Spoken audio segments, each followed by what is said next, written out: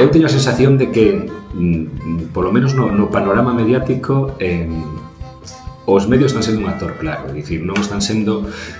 un notario do que está a acontecer, non están sendo un árbitro, un narrador neutral, non? Estás a impoñer como forma de resistencia frente a esta tentativa de dominización, de eucalitización, non só da nosa paisaxe, como de eucalitización da nosa mente, porque o que está aquí tamén en xogo na loita polo relato é eucalitizar a nosa mente, a nosa forma de pensar. Non queren nin que pensemos, non só que pensemos críticamente, porque pensar críticamente é unha amenaza para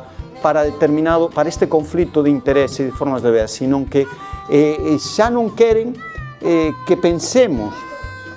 determinadas formas. Hai determinadas estrategias de alienación da propia sociedade que están protagonizadas por medios de comunicación moi claros, que todos os días temos que loitar con eles ou que temos que aturalos, nomeadamente Radio Galega, Televisión Galega, contra os cales eu levo varios meses